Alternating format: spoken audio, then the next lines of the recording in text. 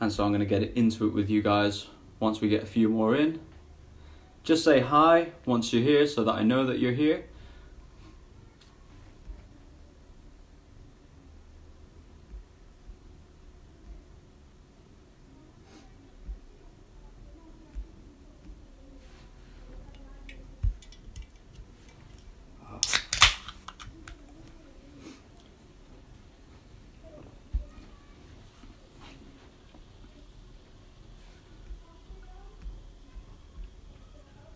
So I hope you've all had a really nice day, out with your dogs or in with your dogs, whatever the case may be.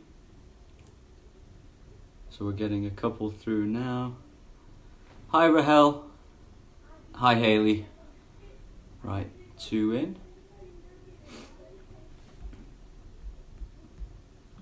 So I actually haven't even looked at the questions or the answers, whatever way you want to look at it. I haven't really had chance yet to sit down and look at them and think about them too much, which is kind of what I wanted to do. I didn't really want to think about it too much. I just want to give you guys like my opinion on this stuff. Okay, so hopefully this helps you out. If it does, let me know.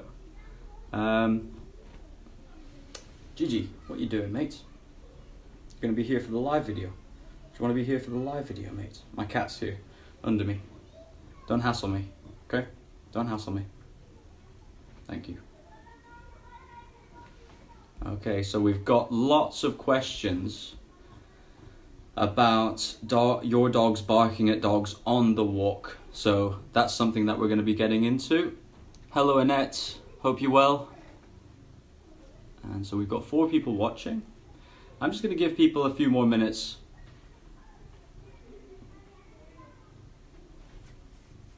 And I really appreciate you guys taking the time out this evening to come here and watch me talk dogs. And hopefully I can help you guys out. So again, just say hello so that I know that you're in once you're here. You know what? I'm going to put you over here. Come. Come on.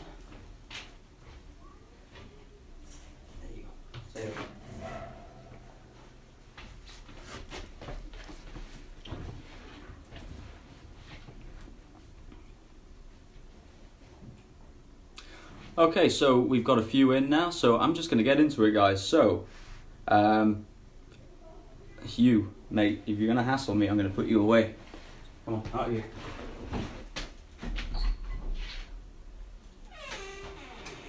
There you go.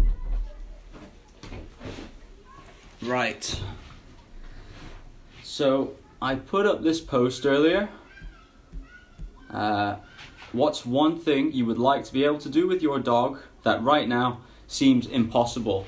And we got like quite a lot of comments, so that's fantastic. It gives me a lot to talk about with you guys, and a lot of pretty much the same stuff, you know, a lot of the same stuff, different things, but I hope that during this live you guys are going to see that a lot of the same answer, the answer for a lot of these things for you is the same, okay? But you've just got to see it from a different perspective, or you've got to start trying to see it from your dog's perspective. And that's what I'm gonna help you guys out with today, if I can do. So, do you know what? We can just kind of get into this now, okay, guys? So I'm not gonna really do it in any particular order, okay? But there's a lot of questions here about your dogs barking at dogs on the walk. So, do you know what? I want to talk to you guys about something real quick. This is something that my mentor told me, and it's just stuck with me, and I've never ever forgot it. And it's such an important thing, or it was an important thing for me at the time to understand how dogs learn. Because dogs are always learning. If they're awake, if they're breathing, if they're smelling, if they're using their eyes, if they're using their ears, they're learning. So they're just learning all the time. And whatever they're doing that you might not like, they're doing it because you're allowing them to do that. So you're going to see that even though a lot of the symptoms are different, or the problems are different for different dogs, or people are experiencing different things with their dogs, the answer is the same. Okay, so I just want to talk to you guys about this. If we were to take a dog and put a dog in a house and we just left him in the living room, and let's say a postman was to show up that day, okay, first day for the dog, and the postman shows up and they see this guy approaching the house, they start to bark because they're unsure who this person is, right? They start to bark, the postman drops off his letters, and then he just goes on with his day, he just gets on with his business, he goes to the next house.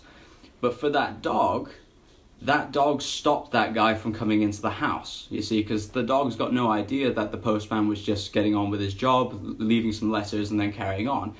In the dog's mind, because he's been left to his own devices, he thinks there's a bit of a fight now that he's got to win, and it stops the postman coming into the house. So this is how dogs start to create a little bit of a thing with postmen. It's not because a guy with wearing a postman kind of uniform has ever done anything negative to the dog. It's just that this is a little fight that the dog has kind of created for themselves because it keeps them safe. Okay, so now how does that translate into like lots of other things to do with dog training? That's understanding how dogs learn. Okay, so if you've got a reactive dog, if you've got a fearful dog and you take them out on a walk and they just see dogs and they react, and either those dogs just carry on and they just get taken out of the situation, or you just carry on and you just take your dog out of the situation. You see, now that reaction has actually worked for your dog, and that's why they're going to do it next time. And that's why that dog with the postman, that kind of analogy, that's why he does it the next day and the next day and the next day and the next day. So until you stop this cycle and you really show your dog that it's okay to not react, it's okay to just ignore those dogs, it's fine to do that and everything's going to be fine. You've got to understand that that's what their perspective is on the situation. They're just doing what they've taught themselves to do, you see. So it's very, very important that we are our dog's leader, our dog's protector, our dog's director. And if they see you that way, if they understand that and they really, really feel that about you, then they're going to follow you through any situation. And if they get a little bit overexcited or anxious or nervous about something, you should be able to say, don't get overexcited, don't get nervous about that. Keep doing your job, which is just follow me through the situation. And if you've got the right relationship with your dog, you're going to be able to do this, no problem. But that's work, you see. That's really a lot of work that you've got to put in there. And it's work that everybody who has a dog should be putting in with their dog. Not just, stopping the things that you don't like, but really like understanding your dog, understanding like why they do these things, understanding what you might be doing to make the situation worse or what you can do to make the situation better. So there's lots of things involved, but I just wanted to share that with you guys so that you can kind of have a perspective of how dogs learn things, or how they learn things that we might not necessarily have taught them ourselves. But like I said, if a dog's awake, if they're awake and they're using their eyes, they're using their ears, they're using their nose, they're learning all the time. So if I know there was a question here, I'm just gonna have a drink. There was a question here about dogs barking at people walking past the house. Okay, so let me find that. Stop them all barking at people walking past the house like they want to kill them. Okay, so you see, this is exactly what I'm talking about with the postman situation.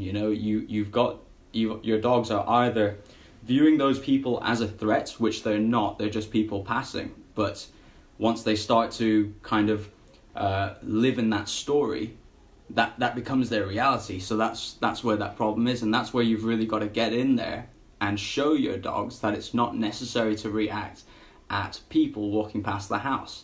People can walk past the house, it's your house, it's not their house. But you see, if you give dogs lots of freedom and they just do what they want all the time, then that's the message that you're sending. You're sending that message that they're actually the ones in charge. And so that, I'm just going to get rid of that for a second. That becomes a huge problem in your relationship, so that's not great, you know.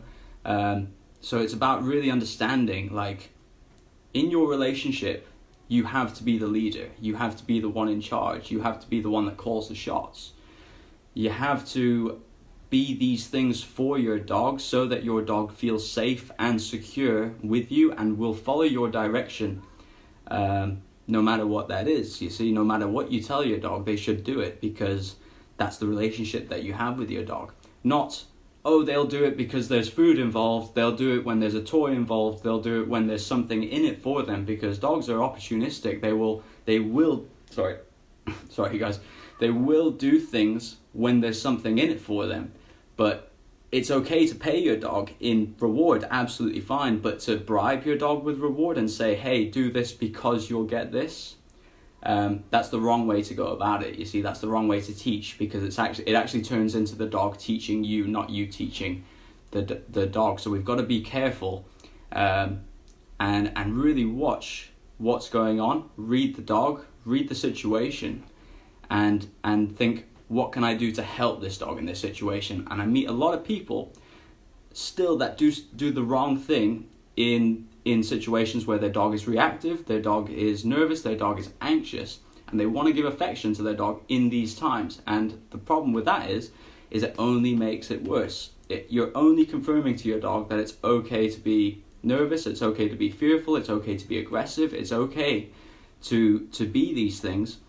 And that's not the message you want to be sending to them. You want to be sending the opposite message. It's not okay to be fearful. It's not okay to bark at these people. It's not okay to bark at these dogs. Whatever it is. And so, you know, if you are saying yes to your dog on a daily basis, that's okay. You know, you should be able to say yes, but at the same time, you should be able to say, no, I don't like it when you do this. And that's just being clear with the dog. That's just clarity. That makes all dogs like feel super safe and super sound with you. So it really, really is good for your relationship. It's not a good idea to just be one way with the dog and just reward. And at the same time, it's not good to just correct, just punish. There's a nice balance in the middle that we've got to find as dog owners. And that's the way to be with a dog, but we seem to have lost that a little bit. So we need to find that in ourselves again, and find the leaders inside ourselves for our dogs. So even if you're a nervous person, even if you are an anxious person, even if you know that about yourself by nature, you are like this. With your dogs, you can't be. You've got to train yourself to not show them that. Because as soon as you start showing them that, they start to take over, okay? Because they like to feel safe. They want to feel like somebody's in control of the situation. If it's not you, it's going to be them, okay? If it's not you, it's going to be them. And so this is like the root cause of all these issues that we're going to get into in a minute in a little bit more detail. But this is like the root cause, and the root cause of the issues is that people don't have the right relationship with their dog, and they don't understand their dogs, and they don't see how their dogs are learning all the time, or what you're teaching your dog that you really didn't want to teach them, and it's turned into a bad habit now. So hopefully, guys, that helps you out a little bit, and now we'll get into the stuff. I'm still a bit nervous doing these lives, you probably can tell, but we're getting through it. We've now got 9 people watching, so right, let's get into this. I don't think I'm going to do this in the order that they came in. I think I'm going to build up to that first one, because it makes more sense to do that. Separation anxiety. Okay, lessen his separation anxiety. He's 14. Okay. So this is from Heather Burrell. So the first thing that I want you to know is that you can help a dog no matter what age they are. okay? It doesn't matter what age they are. There are things you can do to really help your dog, and separation anxiety is something that you can cure no matter what the age, okay? But it just makes it harder if they've been practicing or they're not used to being left on their own, right? And he's done it for so long.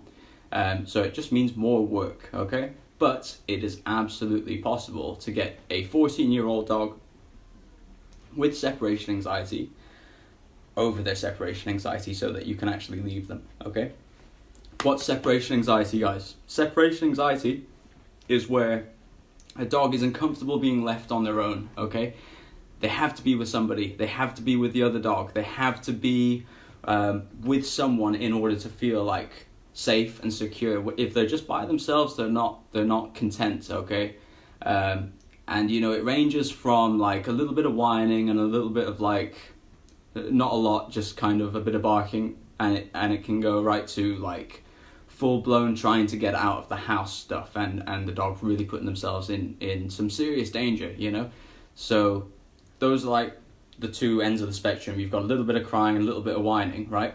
Now, the thing that turns this into the really, really bad stuff is because people give in to this, okay? So they just go, you know, when the puppy's really small and they should be doing their crate training to get the dog used to being left at home, they often give in here, and that's a problem, okay? So then it gets worse and worse and worse and worse, and then I'll come in and we go back to square one, and it's always a little bit harder because we're like re-showing the dog that, hey, you can't just whine and bark and you'll be let out and let again with the owners, right?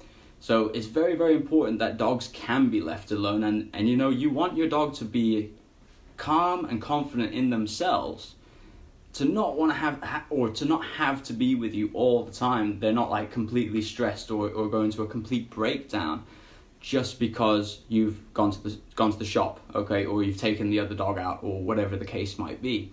So it's something that we all really, really should focus on when we take puppies or when we take a dog from a rescue.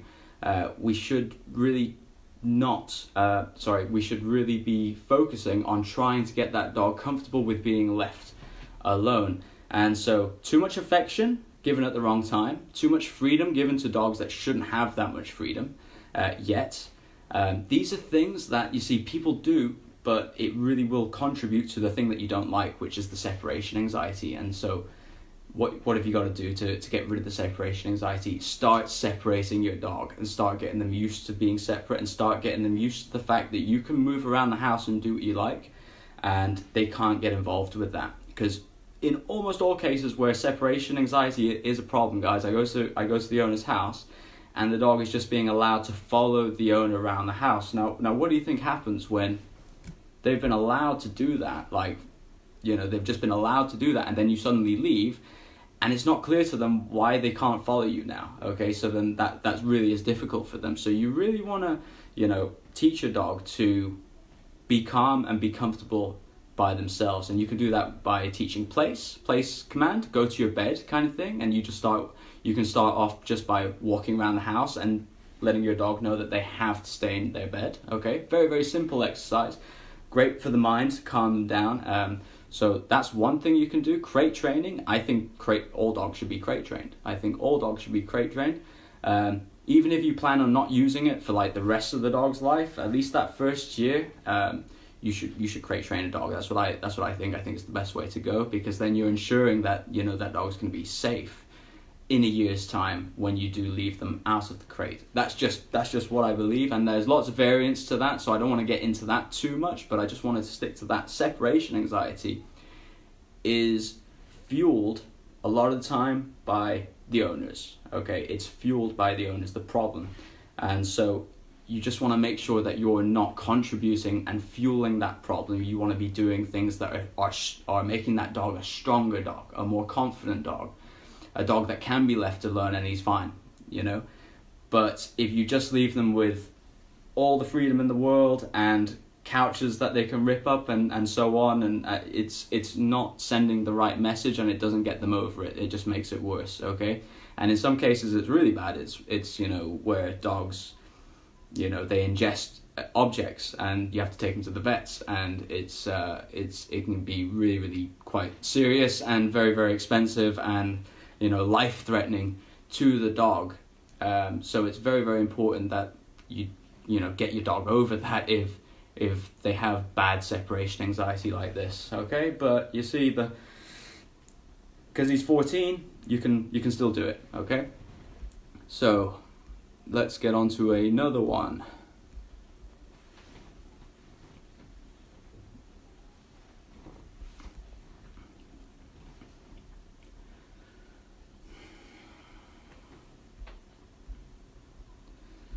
Okay, so barking at dogs, guys.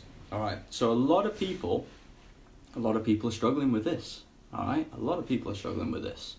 You go out on a walk, you're with your dogs, they see dogs on the other side of the road, for example, and they start reacting. They start, barking, squealing, doing all sorts of crazy stuff, which you will have seen in a lot of my videos. We fix this, and I show you befores and afters, and I show you where the dog is like reacting at these dogs, and then I show how we change up a few things, or how I educate the owner to really show them what's actually going on with their dog, and then you see it go away. But it's understanding everything that I spoke about before. You see, your dog has to see that you're the one who's in charge. Your dog has to view you as somebody that can protect them and direct them, because it's like, if dogs are reacting at dogs on the walk, it's for one or two reasons. It's because they're nervous about those dogs and they don't know how to act, and they think that barking is the best choice, or they're overexcited about those dogs because they've been kind of over socialized, and they think that dogs can meet us on the walk. Those dogs can come up to us, or we can go up to those dogs. And so the barking works, you see, and like we spoke about before, the barking will, either, because people do this when they have puppies, they're out on a walk and their puppy starts to yap at another dog, and then the other dog owner is like, oh wow, you've got a great puppy, and then they come over. That's the worst thing that you can do, guys, because now your puppy just thinks that, hey, that barking and that reaction gets them to come over here, so he gets to meet that dog. That's not great. And the other thing is if they just get moved out of the situation, like I spoke to you before, if they just get moved out of the situation, or if your dog gets moved out of the situation after reacting, that also works, because if they saw him as a threat, bark, bark, bark, bark, bark, out of the situation, and then they do it again, and they do it again, and they do it again, and you've got to stop the cycle. You've got to stop that cycle and let your dogs know that it's unacceptable and it's unnecessary to do that, okay? So that they follow your lead. And it's actually really, really, it's not very, very difficult to do, guys. It's just it's not the technique that's important. It's really understanding dogs that is important. And a lot of people, now they just want to fix the problem. They just want to fix the problem. And unfortunately, the thing is that to fix the problem, to truly fix the problem, you have to understand your dog.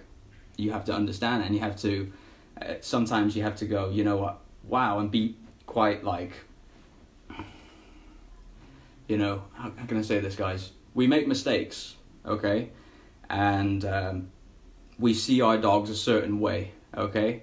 And we've got to be honest with ourselves about what we really have, We've got to be honest with ourselves. And that's always the first step, is being honest with yourself, understanding your dog, and then you've got to bring the right energy to the situation. And the only way you're going to bring the right energy to the situation is by getting your intentions and emotions in line, so that you understand what it is you want to do and how you feel. It really, really matters to your dog whenever you're doing something, because if you feel sorry for your dog, or you feel bad about what you're doing, leaving your dog in the crate's a big one. People that go up to the crate and they think they're leaving their dog in a jail, and they're like, oh, I feel sad for him, and they walk away from the crate looking sad.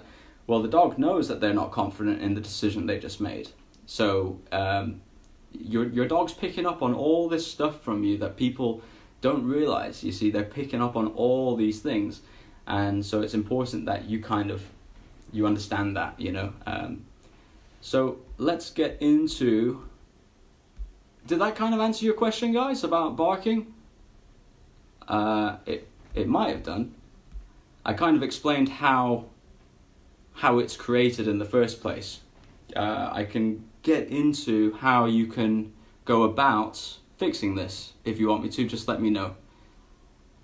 If you want to know how to, like some practical things that you can do to fix it, you just say yes right now and I will get into it. If not, no worries, we'll get into something else. Because, I mean, if that's it and you guys get it, that's awesome. No more dog reactivity. That's my cat.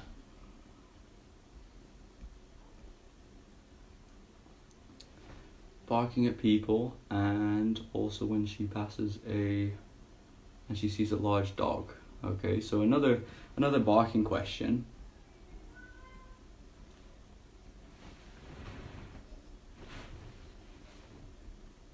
Oh, that's great, Jenny. So the penny has just dropped. That's fantastic. Great news. I'm glad to hear that.